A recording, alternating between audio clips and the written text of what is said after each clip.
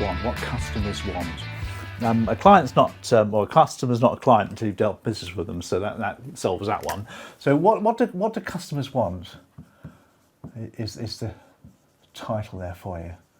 Now, under the MCOBs and stuff like that, you've got to find out customer needs, you've got to do fact finding and everything to find out what they want, and you give advice accordingly. But there's a lot of talk around generations, and I want to talk about that now for a few minutes, about generations. What do clients want? There's 4 generations then, as we're aware of. There's baby boomers,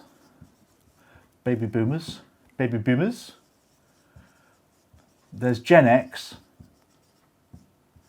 there's Gen Y, or millennials, they're often called. Millennials, they call that in the States.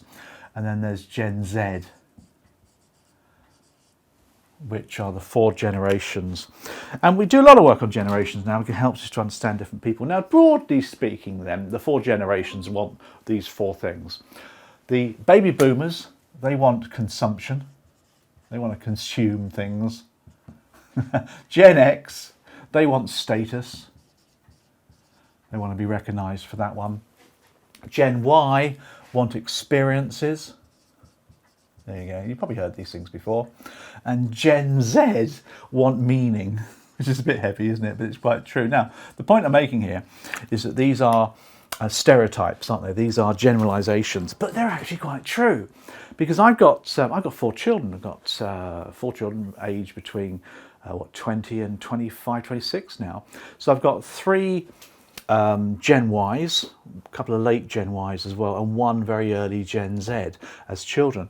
And I know, because at Christmas and Easter and stuff like that on Zoom calls, we talk about vegetarian diets, we talk about climate change a lot, we talk about freedom, all sorts of areas we talk about a lot. They get very passionate about these things, and it is experiences and meaning. It is. So don't knock it, because these things are actually quite true. So what are the age groups? Well, you've probably come across the age groups and when they are. So I put these in blue over here for you.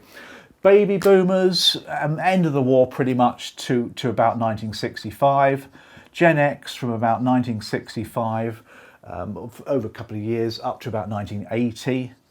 There you go. Gen Y, 1980 to 2000, approximately. And Gen Z's 2000 plus. That's when they were born. That's the whole point behind it. There you go. That makes you think about that, doesn't it? So, okay, it's great. It does make a lot of difference. But there's a few caveats going on here, which I want to get real with you, because this will help you as a mortgage advisor, financial advisor as well. First of all, you don't have to be a Gen Y to sell to a Gen Y. You don't have to be Gen Z to sell to Gen Z. And there are not many Gen Zs in the workplace yet, but there's a ton of Gen Ys. And a lot of Gen Ys think they need to be employed by you because they can appeal to other Gen Ys. It's true, of course it's true, but it's not a necessity. Anybody can learn, anybody can adapt to sell or deal with Gen Ys. As of course, Gen Ys can adapt to sell to baby boomers. Everybody can. They call it mirroring, matching. There's plenty of things you can do. Now, mirroring is a really good skill to use here. It's a delicate skill. You have to work on it, but basically you're just mirroring the way you operate according to the person you're with. So whenever I'm selling to a Gen Y, I will mirror them. I will mirror their style and ways, but I will mirror people as opposed to the generation, which is key to the whole thing. Now, the other caveats or misnomers, if you like, is there's plenty of baby boomers, for example, who are very good at tech. I mean, I'm born in 1963. I'm actually quite good with tech, and I use as many apps as I can to help me in my job. And I'm well aware of artificial intelligence and virtual reality and all those good things. But I'm effectively a baby boomer, a very late one, I must admit. So don't just think because somebody's old they don't get tech. And if somebody's young, they get tech. Yeah, if somebody's young, they've been born with it. My daughter Bethan, for example, is Gen Z. She was born with apps and tech and stuff, and to her is no difference whatsoever. So don't think that for a moment as well. Gen Ys and Gen Zs don't like the tag. Don't go around calling them Gen Zs or millennials. They actually don't like the tag. It's a bit demeaning. It's a bit condescending. So be careful of that.